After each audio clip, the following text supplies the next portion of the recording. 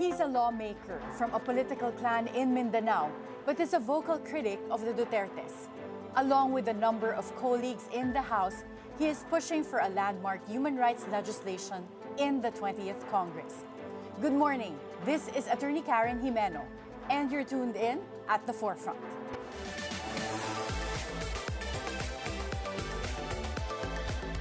Congressman Zia Alonto Adiong is unafraid to challenge power.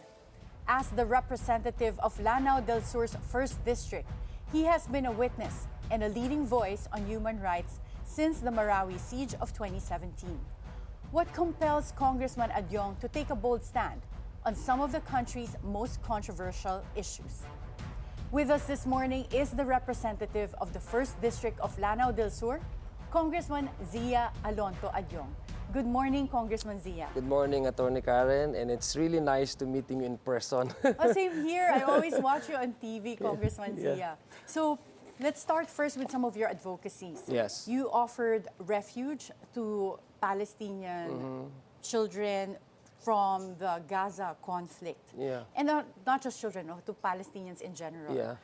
Can you describe to us what this type of assistance is that you're envisioning? Well, starting from the time when the conflicts on May, I guess, October. Last year, yes. 2 years ago. 2 years pa, nung start ng Gaza. Not just during the assault in... But, you know, the Palestinian and Israeli conflict started way back, right? But we're talking about Palestinians who are married to Filipina. So since the Hamas and the Israeli government started the conflict, there are several families, Palestinian families, married to Filipina, who've been trying to get back to the country, but unfortunately the exit points from both the Egyptian border and that of the other borders on the south, somehow it's very difficult for them to move out. Finally, the government, the administration assisted them. And so there are, I think, more than 20 families now residing in Quezon City. Some of them are actually moved out and transferred to Rizal. Some families have already been given secured employment visas, and some of them actually came to Mindanao to be employed by some LGUs in Mindanao. At the time when I visited them, these are professionals, Attorney Karen. Hindi lang sila yung ordinary na tao. Some of them are history professors, engineers, and so what they really want is to be employed and be hired during their stay here in the Philippines. I'm very thankful for this administration because they open up our borders for Palestinian refugees. Are they able to find work here in the Philippines? Some of them, yeah. The last time I checked, but you know, life is really hard for them. You know? And Kong Zia, is this just for Palestinians that are married to Filipinos? Would you consider this type of assistance for Palestinians in general? Well, the country has been accepting refugees ever since, even during World War II, when European Jews came to seek refuge in the country for safety, right, during the presidency of late Manuel Quezon. So I think the Philippines is known to be accepting and welcoming those who are in distress, running away from harm. So there's a specific division under the DOJ that actually carries the job of profiling the refugees, those who are actually running away from persecution, either state-sponsored persecution. In this case, it's a conflict between Israel and Palestine. And so there's a specific division in the DOJ that actually covers the issue on refugees, forced migration, etc. So I was actually told by Secretary, then during the budget hearing, I was actually told by Secretary Rimulya to coordinate closely with that division under DOJ, so we can facilitate the visas from giving out the employment visa so that they can be hired here. Remember, these are professionals. Yeah. Yeah. So they hindi can it's offer a lot. Yeah, they can really contribute to the Yes, country as to well. the country. And you formerly castigated former DFA Secretary Teddy Boy Locsin Yeah. for allegedly Islamophobic rhetoric on Palestinian children. What were those comments that you found offensive?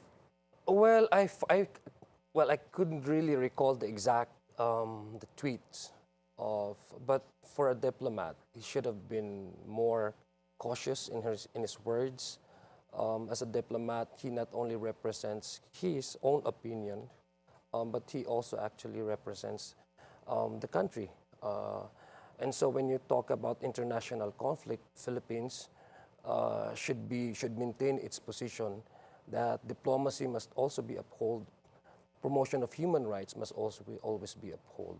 So I guess that tweet reflects the kind of bias that he has over the issue of Israeli and Palestinian conflict. So to me, when you speak about politics, that can be debated upon.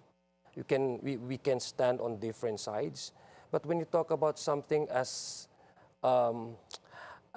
sensitive as children running away from harm, From a conflict as well, crossing yeah. the conflict zone and endangering their very lives, and saying that it's just, since they are part of a family of the, Hamas and associated with this kind of revolutionary groups, so it's okay because that it is understandable that they may be collateral damage in a war. That to me borders the issue of decency, human decency. Human decency, okay. And you come from a family that has been in politics for decades. You're is that correct? Third generation already from I guess so. from Yeah. one of the most I stopped counting. so from one of the most powerful political clans in the Barm region. What is your stand on the anti-political dynasty policy? Yeah. There's isang sambayan filed a petition in the Supreme Court recently to compel Congress to pass a law prohibiting political dynasties. What are your thoughts on Well, that? to me personally, if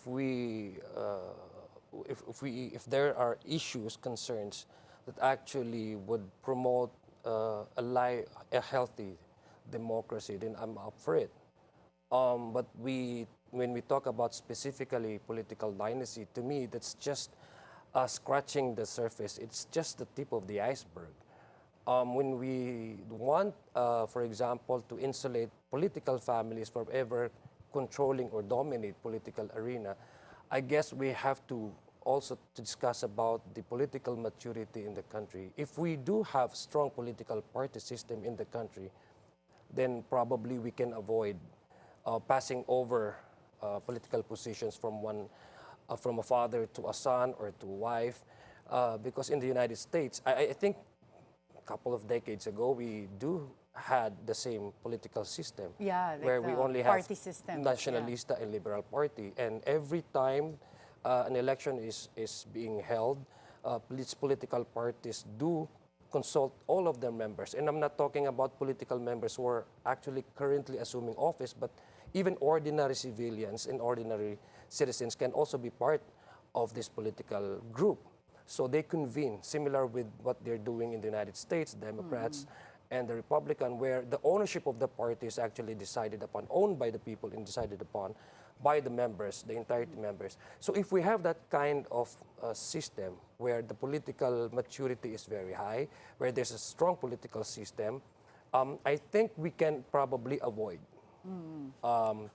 So you're not, yes. so you're open to So changing I'm open the to- system that Yeah. allows for these Exactly. dynasties. But we also have to discuss about political maturity here in the country. You have so many parties, One party, So you can dapat move ba out from palagay one mo party to maging another two-party party. na lang tayo? I guess that's the proper way of dealing with how to remove it from- make sure that political families do not dominate a certain area or certain position. But it's really a issue that is so hard to really address. Meaning to say, in my own area in the BARM, what we did in the BOL is that during my time when I was still a part of the BARM Parliament, we actually placed there a provision that would disallow political turncoats from moving from one party That to would another. be a good If you policy, do that, yeah. then the penalty would be you are barred from getting into political elections. Yeah. Tsaka Filing hindi for ka a pwedeng, position. Hindi ka po pwedeng balimbing, That's no? one, yeah. Did you see the effects that it prevented mga balimbing?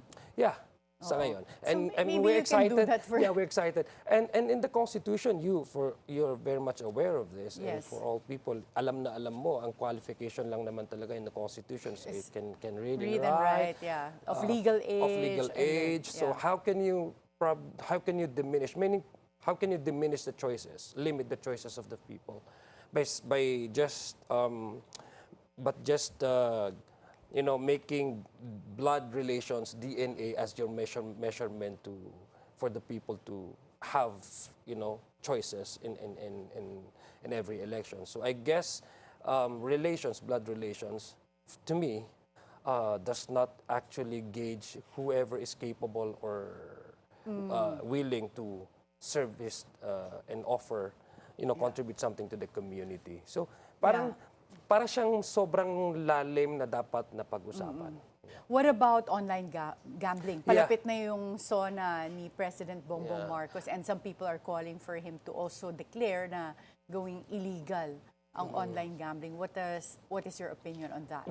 I already filed my version on the banning of the fast-paced, yung mga specialty games online, to ban entirely all those type of e-gambling. But there are also calls from the Senate. No, there's also a bill filed in the Senate which actually bans online gambling. So I think it's high time that we discuss this, because it does not only talks about possible revenues for the government, but it also touches about mental health problems, issues, not only financial distress among families, but it goes to the very core of the degradation of human values. Because what about Sabong, for example? It's not really example? entertainment. It's not amusement. Yeah, but Sabong, it's been around for many years. So meron nga ako nabasa na even pre-Spanish period, may Sabong na daw it's sa part of the Pilipinas. culture na, di ba? Oo. So palagay mo ba, yun dapat tanggalin din completely? Feeling ko crackdown. Feeling ko we have to have an open discussion on. I don't like to well, it's part of the reality now, but mahirap kasi masakit tanggapin na ang Pilipinas ay tayo yung magiging capital ng gambling sa mundo. Even in the ASEAN, many countries in the ASEAN have already been banned yung mga ganitong online gambling. And unfortunately, may study na lumabas na even among youth, tumataas yung rate ng youth gambling addiction among youth. I didn't know that. Yeah. Pati pala mga bata. Yeah, so as a parent, it's actually worries me. No? Yeah. Kasi you have the e-wallet and you can easily access Meron mga gambling. mga GCash, I think. So Yeah. Pati mga payment platforms exactly. nagagamit din for online And gambling. ang batas natin, Attorney Karen, na pinasa, is actually to also ban yung advertisement, because study would also prove that yung exposure sa mga ads, advertisement, makes one get addicted to certain games like gambling. Kasi So yung advertisements for online it's not really gambling in the dapat. exposure in the actual venue. Kasi ang mga casino kasi, it's highly restricted, and mga in-placed venue gambling operators na hindi mo lang siya ma-access kung saan, but you have to go to hotels. Yeah, and they can see if it's a minor. Yes, Yeah. but this one, it's readily available on your mobile devices, and you have the e-wallet. So, ang tina-target niya is yung mga marginalized na financially challenged, yung mga youth, tumataas na ngayon yung addiction dyan. And Kong Zia, let's talk about your role in the 19th Congress. You were a member of the Committee on Appropriations. Yes. With Congressman Zaldi stepping down as the chairman of Committee on Appropriations, was that something that you expected? No, actually. Nagulat din kayo? Yeah, I was only told, I learned about that the day when he actually stepped down. Yeah. Well, some people were saying that this step down occurred only after Congressman Sandro Marcos declared the position vacant, and this was all because of the issues surrounding the 2025 budget and the blanks in the BICAM report. Would you know if that's true? Yung time na when I learned about his stepping down, that's the day yun nga na the news came out. So I wouldn't really know what happened, what transpired, why it led to Chairman Saldi deciding on stepping down. Yeah, to step down. So I wasn't really privy as to the backstory of it all. Would you know if meron nang napipili or at least likely to become the chairman for the Committee on Appropriations? Isa yan sa mga very important na committees. Talaga na committees yan. Kasi pag-uusapan talaga yung pondo and operation ng entire bureaucracy ng gobyerno. So I'm sure there are a lot of able congressmen, especially from among the veteran congressmen, congresswomen, for that matter, who are willing to serve as a chairman. Pero wala pa pong name na lumulutang? Wala pa. Sa ngayon, wala pa. But I've heard some, but it's not yet confirmed by that person. Can you share yung mga naririnig mo ng I don't want to preempt, number one. I don't want to cause much confusion kasi in the first place, those names that I've heard have not even confirmed that they are actually applying for the chairmanship. So it's unfair if I come out on the open and say all these names. Members of Congress apply for this chairmanship position? There are members of the House who are interested, especially among the veteran legislators. But the Committee on Appropriations actually, pag-usapan dyan, dapat masusi ka talaga eh. I mean, hindi ka lang legislator, but you really have that meticulous eye. Yeah. Kasi, alam mo, Attorney Karen, pag sinasubmit ng NEP sa amin, ang liliit ng mga characters. Yeah. Sobrang hindi mo na mabasa. So, minsan ganun ka kapal. So, burden talaga siya in a way. Kasi, of course, you really have to spearhead the agenda of the administration and make sure that all the line items provided in the NET should carry over up until the last stretch of the budget, which is the Based on the composition of the 20th Congress, your personal opinion, meron ka bang naiisip na bagay for that role? Meron na. Meron? Pero ayaw mo i-preempt, ayaw mo i-share. I can see from your smile. Baka bias ako doon, so so meron na rin ako naiisip na magandang Lalaki or babae? So gusto natin i-trim down. Just let's leave it at that. Meron talaga akong naiisip na Meron ka na naisip. Lalaki siya. Yeah. House Speaker, meron na bang certainty with Speaker Martin being the Speaker for the 20th Congress? Certain na yun? Certain talaga yun. It's a foregone conclusion na kumbaga. Kasi there are about 200 plus who have signed already the manifesto of support. Hindi lang ito yung mga membro ng 19th Congress. Most of them actually are neophyte congressmen and women. So just he got has the elected support in the of 20th the Congress. majority. So ang alam ko lang, I'm not specific about, I don't know the specific number pero mga nasa 311 na actually ang membership ng House. So more than majority. Yeah, 280, hindi ako nagkakamali, 7 ang pumirma na nung manifesto of support, supporting and endorsing Speaker Martin Romualdez to be the Speaker for the What's your relationship like with Speaker Martin? Are you close? Yeah. He's the type of leader who listens to every concerns, accommodating talaga siya. And every time imagine, especially from where I come from, sa Marawi, we've experienced the most devastating man-made calamity since World War II. I've been there po, Kong Zia. Talaga? I was there nung ground zero pa siya. Oh, because wow. I was with the Department of Public Works at that time. And it really looked like this, what we're seeing right Yeah, now. The scenes. Kasi we were supposed to start with rehabilitation, at least dun sa... So you were part of the rehab? Wow, nice. Oo. So I was even thank there you, with the thank you. snipers. Kasi that time, hindi pa siya all clear. Kami pa lang, ground zero pa siya that time. Ngayon, okay naman siya. But yun nga, going back to your question, it's actually Speaker Martin who decided that there should be a dedicated committee for the rehabilitation of Marawi City. So meron ng ad hoc, na-create yung ad hoc. After more than 6 years since the siege and since the liberation, since the rehabilitation was declared. So, of course, malaking utang na loob yun para sa akin. Kasi binigyan niya talaga ng atensyon ang paano kailangan ma-fast track at ma-facilitate ng maayos in terms of budget, in terms of assistance, kasi may specific na committee na titingin sa rehabilitasyon. Kamusta po yung lagay ngayon ng Marawi City? Is the rehabilitation progressing towards like more than 50% completion? Meron ka bang gauge? Well, in terms of the infra completion, I would say mga 90% na yan. Okay, but the basic services facility that we will need in order to facilitate the reintegration, the coming back of the former residents in these areas, which are water and ilaw, yun ang medyo may challenge doon. Kasi may problema din doon, legally speaking, meron ding issue doon sa kung saan ilalagay yung tubig. Yung water system na magsusupply ng tubig doon sa 24 damaged barangays.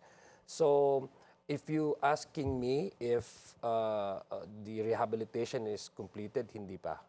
There are a lot of work that needs to be done. Unang-una, rehabilitation in its essence, in its entirety, essentially is for the former residents to be reintegrated in this area. At may mga barangays diyan na bumalik na yung kusa yung mga tao kasi mahirap naman talaga tumira sa ibang lugar, di ba? But majority of those who resided in these areas haven't returned yet to the MAA, and most of them are still living in temporary shelters. Meron na rin permanent shelters na inopen for the residents, but you know, it's really incomparable talaga siya, yung feeling of comfort and familiarity from the place that you were born, raised, and you know, to be build your suddenly memories displaced with your neighbors and friends, altogether Yeah. loved ones. So up to now, we're still hoping that it can be But would you reopened say agad. that the ISIS has been completely displaced? Ano, ISIS is an world global menace. I mean, eh. from at least Marawi, wala na yung mga... Meron pa talagang mga remnants, and that's what we are pushing for, the complete elimination, eradication of this group. But we are dealing here not only of physical group, but we're also dealing with ideology, extremism, which is really hard to fight against. Kasi it cannot be killed by just by one bullet or what. This is also propaganda-driven machinery that it deals about radicalization and extremism, which basically is something that the military should also involve itself in going down to the grassroots and countering the propaganda of this extremist. But do you agree with what the previous administration did in terms of having an all-out war in Marawi to get rid of that ISIS? At that time, it was, I guess, what the military did at that time was commensurate the degree of threats that we are facing during not only in Marawi City, because Marawi City has made as the battleground, but in terms of its effect and the threat to national security, it's actually a national concern. So ang masakit lang talaga is the brunt of the hardship that it resulted in 5-month-long fighting conflict happened in my area in Marawi City. It could happen anywhere, but happened in Marawi City. And why are you pushing for the refiling of the anti-EJK bill in the Oh, 20th Congress? But before you answer that question, we'll have to take a short break. At the forefront, we'll be right back.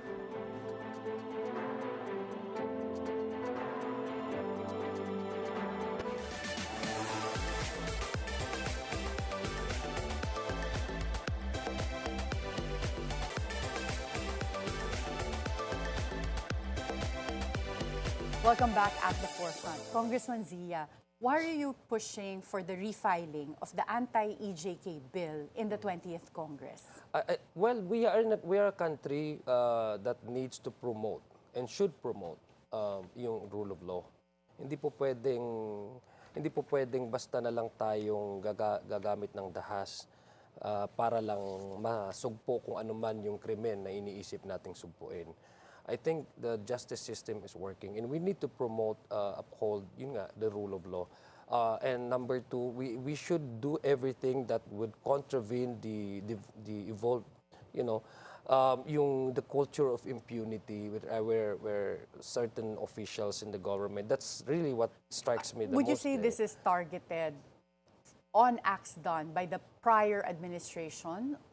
There were already EJK killings also before the time of President Duterte. But the problem with the previous administration is it's the only administration that actually made a state policy and came out with a program or a policy that actually targets yung mga drug peddlers and drug pushers who even have a systematic policy in order to curb drug addiction and drug proliferation, which resulted, unfortunately, to the killings of many people. So even the former president himself was actually very vocal in saying that, But how do you distinguish yung mga sinasabi lang ni former President Duterte as part of his speeches? Like, we are all familiar with his type of rhetoric, yes, no? Na, o papatay na yan, but it's not really, I don't think, legally a policy if we don't have an official program of the government. Or maybe there's that type of distinction. Yeah, that when you're president, kasi everything you says will be understood as a policy of the government. So even if it's not written in legal form, but the head of state, whenever he utters or she utters something that impacts on certain program that is being implemented or policy that is being implemented, naturally it is attributable to the one that we are seeing in terms of implementation, to the one that is what actually is saying by the current sitting president. But do you think that our current laws are not sufficient to address even extrajudicial killings? Because our country doesn't have capital punishment or the death penalty. Yes. So there is a statement by some legal experts that all types of killings are extrajudicial. Yeah. So, and we have laws on murder, homicide. Yeah. So, hindi pa ba yun covered? Actually, that's the gray area because during the time when we conducted the committee hearing, we even asked legal experts, what exactly is the definition of extrajudicial killing, and they could not provide us one.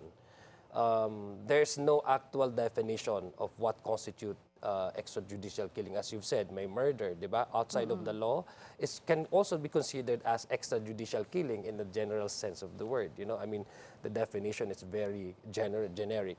So what this law is trying to provide is, number one, a parameters and a definition so that the court can actually appreciate when a crime is being committed, whether it constitutes murder or it constitutes extrajudicial. But our definition of extrajudicial, it has to be some sort of a state-sponsored policy. Okay, so it's really more similar to, for example, what you say would be EJKs related to anti-drug war campaign of the government. Mga ganong that type. sort, yeah. Okay. And the House will reportedly have a Quadcom again. Yes. But you hopefully, have... yes, hopefully. You have 3 members before, Ace Barbers, Dan Fernandez, si Congressman Paduano, that are no longer going to be in the 20th Congress. Would you know kung merong mga bago kayong ilalagay sa Quadcom? Sa ngayon, Attorney Karen, wala pa talagang confirm na kung sino upo. But meron ng talagang clamor among the membership. Meron na talagang possible na yung reactivation nitong 4 committees na to na mabubuo sa Quad. Pero as to who will chair the Quad, these 4 committees, hindi pa actually nako-confirm kung sino yung upo. Would you agree to be part of the Quadcom? Well, I would definitely be happy to be part of the Quadcom because we started it in the 19th Congress. So, gusto ko ako kasi yung type ng person na gusto ko may continuation in sustainability, especially if some of the issues are left hanging. What issues do you think need to be investigated further? Well, sa number 1, 20th smuggling. Congress? Drug Smuggling, smuggling. yes, yeah, okay. Hindi pa natin talaga na pag-uusapan yun ng masusi, di ba? Number 2 is, of course, yung pinag-uusapan nating EJK. That's why we filed for the bill for the EJK. Yun ang just 2 on top of my head, pag-uusapan.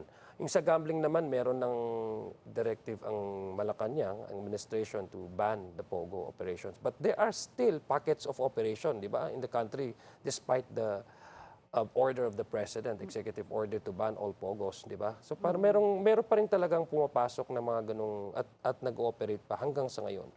So, yeah. As a member natin. of the Committee Appropriations in the 19th Congress, you were critical also of the use by the Office of the Vice President of the confidential funds. Yes. But this passed through in the prior budget hearings without any issues. Bakit yung rinaise yun na issue nung 19th Congress na lang? Well, yun nga eh. Kaya, I mean, the latter part na.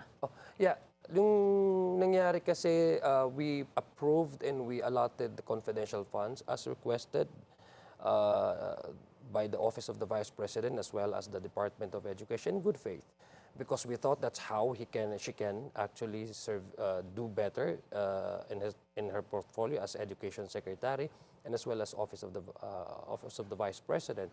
So when we approved the confidential funds, it was entirely, in good faith. Like maybe she can deliver. Remember, Karen, the Vice President has no portfolio unless the administration gives one. Ang Office of the Vice President is just a waiting list, diba? Waiting for the, something happened to the President. But the portfolio is Department of Education. So if she thinks that she thought that she can deliver more, in terms of educating our youth to be more makabayan, ganun ata yung platform niya para ma-dissuade yung ating mga kabataan from becoming yung mga propaganda ng mga communists, etc. Because so she needs to partner with our security agencies. So we thought maybe she can deliver, her plans on cleaning up the educational system, apart from upgrading the quality, but cleaning up the education system from pushing our youth into becoming more makabayan and more patriotic. But it did not go that as what we have expected her to, So palagi mo hindi nagamit for that purpose? Yes, hindi nagamit because even the COA itself said that meron talagang problema on the implementation and releases of the acknowledgement receipts because the confidential funds may findings na po ba ang COA? Kasi may joint circular eh. Oo, pero may findings na po ba ang COA? The finding mga is disallowance? Yes, sa ngayon, up to now, inaantay pa ng COA yung kasi may time talaga na magbibigay din ng ang Office of the Vice President and Department of Education para at least mawala halimbawa yung hindi naman final judgment talaga ang disallowances, but up to now I haven't heard or haven't seen any any statement from the COA or any move from COA that some of the proportions of the acknowledgement receipts were already been explained well. The Supreme Court has recently asked Congress to comment on the petition pending before them with respect to the one-year bar rule sa impeachment. What would you say dun sa sinasabi ni Vice President Sara na hindi daw nabasa talaga ng members of the House bago sila pumirma? Yung completely, yung articles of impeachment. Senator Marcoleta also said na may mga ibang congressman daw, it just took 30 minutes for them to sign. The articles of impeachment were about 50 pages. So, totoo ba yun? Hindi po totoo. Kasi remember, Karen, prior to the filing before the plenary, pinag-usapan yung impeachment, articles of impeachment, each party in the House have their own caucuses. So ang Lakas CMD, nagkaroon ng caucus, ang NUP, ang NPC. Pinag-usapan nila yung mga complaints na to, yung final ng mga individual and groups. May nag-file kasi dyan ng complaints. So pinag-usapan yon at of course binasa ng mga Congress. I personally even consulted my own staff who are lawyers to explain to me in layman's term kung ano talaga yung pinag-usapan doon.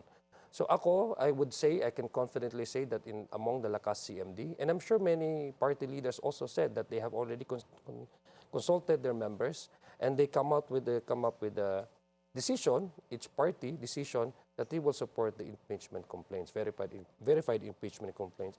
In fact, during the caucus, nung all party members na caucus, may mga nagsalita pa rin. Yung mga iba ay hindi nag-agree doon sa process, binigyan sila ng way para magsalita, nakapag-usap ng maayos. Apart from the ones that had the party leaders in the parties, each individual parties in the House consulted their members. Nagkaroon pa rin ng all-party consultation at pinag-usapan pa. Are you confident na magkakaroon ng impeachment trial? Yes naman, di ba? Kasi parang ang Senado naman, they have already taken jurisdiction. Di ba? Parang and the question of jurisdictional issue has already been settled nung nag-usap sila. Ang nag-convene ang Senado as an impeachment court. Only that they requested the House to file certification whether the 20th Congress will pursue impeachment, which is now a legal question, diba? May nagpag-uupa. Dami ng mga... Pero i-ratify niyo po ba? Yung 20th Congress, kayo, yung composition niyo, will you ratify? That's something that Senate also asked for. Will you ratify the impeachment that was filed by the 19th Congress? Well, ako, I abide with the decision because this is entirely of legal questions as well. If you ask many legal luminaries, sinasabi na this is a novel idea. It's actually introduced by the current Senate, which is not part of what the Constitution instructed the Senate to do. Parang ang daming mga legal issues. So ako, if you ask me, I would certainly abide with whatever the prosecution panel would do. Because I don't want to, of course... So you give them the... Yeah, I would give them the benefit. You defer to them. Yeah, defer to them. You're from Mindanao, but you are a critic of the Dutertes. Why is that? Well, I am coming from a position where, number one, I actually do not believe in violence as a means to address issues and problems. That's one. Number two, I am not actually against the family. I am against the policy, which happens to be associated with the former president. And so, ako, polisiya lang naman talaga yung hindi ko actually nagsusubscribe doon. And I'm not really against the family. I am against some of the, basically, yung pinakapunto ng polisiya, di gobyerno, na associated po sa kanila. But when you were in the BARM Parliament during the time of former President Duterte, were you already against his policies at that time? Yeah. I was outspoken na against. Yeah. Kasi number one, sabi ko nga, I was very, I maintained my position even when I started as a neophyte member of the Assembly to call out yung mga aggression and hostilities against individuals and against groups because we are actually one of the victims of this kind of state policies. No? So ako, I actually do not subscribe nga when it comes to running after criminals and upholding the justice system in a manner by which outside na doon sa dinidictate ng batas, which is the rule of law, and every suspected criminals are entitled to have a day in court. Does your family share your view? Pareho ba kayo? Pati your brother came from Congress and you replaced him in Congress.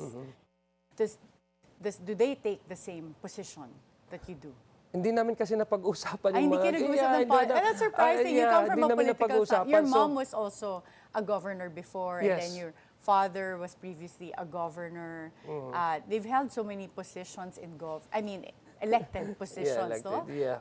Hindi nyo napapag-usapan ng politika sa pamilya. Alam niyo, pag Attorney Karen, pag kami nagkakasama-sama, yung ordinary lang na pamilya, so hindi na dominate ng oras namin yung pag-iusapan namin yung politika. Although alam ko, I am confident na ayaw din naman talaga nila ng patayan, di ba? Ayaw naman din nila ng mga polisiya na nagko-contravene doon sa pagpopromote ng rule of law. Alam mo, ang rule of law at saka peace and order, hindi naman talaga siya mutually exclusive. It can go hand in hand.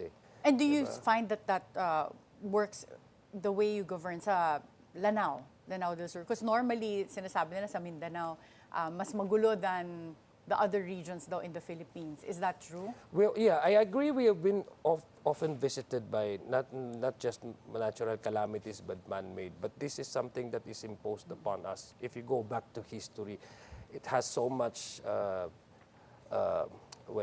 dark memories that we experience, no? In Marawi, totoo po ba na nawala niyo yung ancestral home niyo because of the conflict? Yes.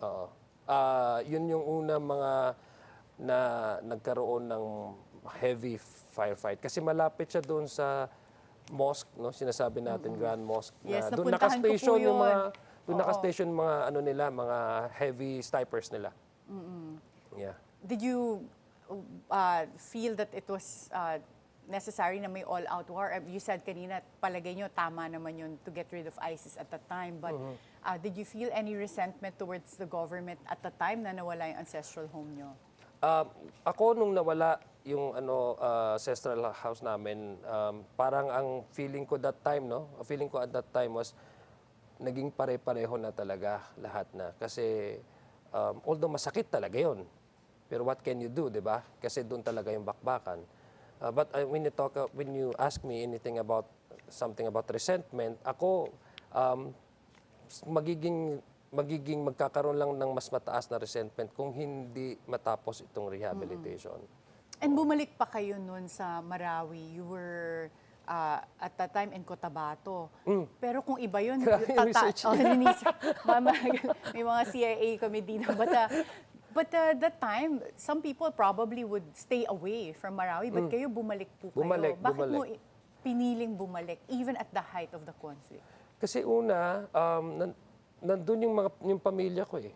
Nandun yung tita ko doon talaga na-trap sila doon sa ancestral house namin. And my mother was then the governor of the province. So, ang pangit naman yung ikaw dapat yung frontliner tapos aalis ka at iiwas ka doon sa giyera, iiwas ka sa dapat na trabaho mo. So, when everyone was actually moving out from Marawi, ako naman yung umaakyat. Ikaw yung bumabalik doon. Ako yung bumabalik. Yeah. Kasi feeling ko at that time, I have to be there. Pero in your family, wala naman pong casualties? Wala naman, thank God. No, wala naman. At the time, were you already married? Yeah. And you had a son by then? Yes. And is your wife also actively in politics, or does she have any plans to enter politics? No. Well, she is not really into, although accepted niya yung buhay niya ngayon na kasama ako, but I don't see her any inclination of going, entering politics. I don't want her to enter politics. Very naman. Private person po siya. Yes. And since we only have about a minute left, kanina na-mention nyo 90% pa lang tapos yung rehabilitation sa Marawi. What do you think yung kailangan pa para matapos ito? At ano naman yung mga message nyo para dun sa mga nag-aantay ng full rehabilitation sa Marawi? Well, una, yung tubig nga at saka ilaw, kailangan fast track. Sinabi naman ng Presidente. By the way, I thank the President for visiting Marawi at sinabi naman niya babalikan daw niya. So I'm optimistic that it can be finally, the rehabilitation can be finally over. Sana within the last 3 remaining years of this President. Number 2, yung compensation talaga, packages. Kasi may substantial number of families na nabayaran, but there are still quite a large number of individuals and families who are still waiting for the compensation package. So, una, budget talaga, di ba? Kasi kailangan mong bigyan ng compensation yung mga biktima. So, I guess kung matapos yun, I can finally say na alhamdulillah, alam mo yun. Maski yung dark memories natin, at least there's sabi nga nila, there's the light at the end of the tunnel. So, I am hoping that we can see that before the end of this administration's term. We look forward to Thank that. you. And lastly, Kong Zia, apart from EJK, name one bill that you will push for in the 20th Congress. Autism. We really need to have a comprehensive program and plans to assist itong mga children within the spectrum. Kailangan talaga natin yan kasi tumaas talaga yung number nila. Marami nga po talaga. Or baka it was the lack of awareness din, kaya hindi na diagnose properly. Maybe, but you know, there's really a need for the government to step up and make it as one of the priority policies. Why is it close to your heart, this advocacy? Because I have a daughter who is diagnosed within the spectrum. Yeah. So it's something at least that you understand. And it's surprising because ang dami din namin sa mga kasama ko sa Kongreso na may pamangkin. Yeah. I have also a pamangkin na in the spectrum. Talaga, At diba? napakamahal na mga therapies. Ang sakit. And mahirap pa, mawi-waitlist pa. Mahirap. 6 months ka mag-aantay, di ba? Yeah. 6 months ka mag-aantay. So it's yun sa talagang, nag-file na kami noon. Unfortunately, hindi siya na-approve. Hindi umabot dun sa third reading, I guess. O umabot sa third reading but there's no counterpart measure in the Senate. So now, talagang ifa-file na namin uli yun. That's good to hear. Thank you so much, Kong Zia. Kulang pa tayo sa time, but unfortunately, I hope we can have you back next time. Yeah. I'll be glad to come back should you invite me again. Yeah. Thank you again. In a time when silence is safe and power is rarely challenged, Congressman Zia Alonto Adiong chooses to speak loudly, clearly, and without fear. His voice echoes not just from the halls of Congress, but from the heart of people long denied of justice. And in every stand he takes, he reminds us that accountability is not optional. It is an inherent right. Be timely informed, be insightful of the news. Always stay at the forefront. Join us again tomorrow for meaningful insights on issues that matter. This is Attorney Karen Jimeno. Thank you for spending your hour with us.